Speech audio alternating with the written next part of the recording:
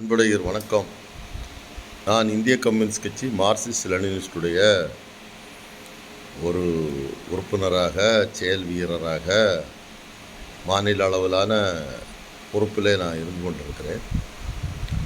கட்டுமான தொழிலாளர்கள் கூலி தொழிலாளர் சங்கத்தினுடைய ஏஐசிசிடி சங்கத்தினுடைய மாநில தலைவராகவும் இருந்து கொண்டிருக்கிறேன். கிட்டத்தட்ட ஒரு 40 ஆண்டுகளாக அரசியலிலே ஈடுபட்டிருக்கிறேன். அரசியல் மூலமாக சம்பாதிக்கிறவர்களை பார்க்கும்போது நம்மளை பார்த்து சொல்கிறார்கள் பிழைக்க தெரியாதவர்கள் என்று.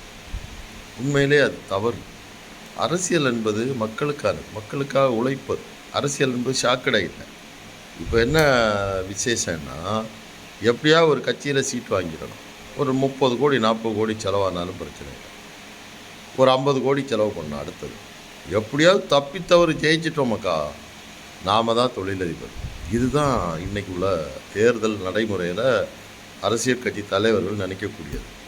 இன்னொன்று என்ன பார்க்குறான்னா, 23ஆம் தேதி தேர்தல் முடிஞ்சிடுது. அந்த சிம் கார்டை கூட உருவி போட்டுரும். இந்த போடுற ஜனங்க பாவம். சரி, ஏதோ நம்ம தலைவர் ஜெயிச்சிட்டாரு, வாழ்த்து சொல்லணும்னு கேட்டால் அந்த சிம் கார்டு இருக்காது. அவர் பிஏ, இப்போ அவருக்கு தலைவர் பிஸியாக இருக்காருன்னு சொல்லுவார். பிஏ 3 தடவை அடித்தா தான் எடுப்பான். அப்போ இவனுங்களுக்கு வேண்டி ஒரு கொள்கை, ஒரு கோட்பாடு, ஒரு புண்ணாக்கு, ஒரு புளியமுத்து எதற்குன்னு நான் கேட்குறேன். நீ என்ன தான் பண்ணுற? நீ என்ன செய்யணும்? முதல்ல அரசியல்லாம் என்ன செய்யணும்னா, ஏன்ட்ட இவ்வளோ சொத்து இருக்குது, இவ்வளோ தான் இருக்குது, நான் ஜெயிச்சிட்டேன், நான் அப்புறமா இவ்வளோ தான் சம்பாதிச்சு, இப்படி சொல்லணும். இப்போ என்னென்னா, அவ்வளோ பேர் தொழிலதிபர் எங்கே போய் சொல்ல?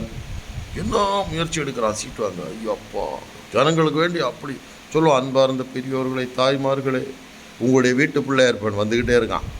ஆனால் நாங்கள் 23ஆம் தேதிக்கு போகிறோம், தேர்தல் முடித்தால் நின்றுக்கிட்டே இருப்போம். அப்போ நீங்கள் தேர்ந்தெடுக்க வேண்டியது என்னை போன்றவர்களை, தமிழ்நாட்டில் என்னை போன்றவர்களை தேர்ந்தெடுக்கணும்.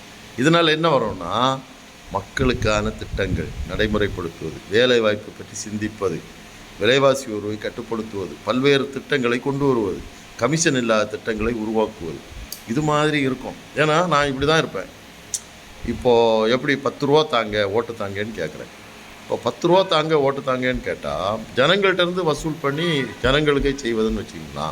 அப்போ இதுதான் அரசியல். இந்த அரசியலுக்கு நீங்கள் ஆதரிக்கணும். இதன் மூலமாக என்னை தேர்ந்தெடுக்கணும். குளச்சல் சட்டமன்ற தொகுதி முன்மாதிரியாக இருக்கும். உதவி செய்யுங்கள், வாக்களியுங்கள். 3 நட்சத்திர கொடி சின்னத்தில் வாக்களியுங்கள்.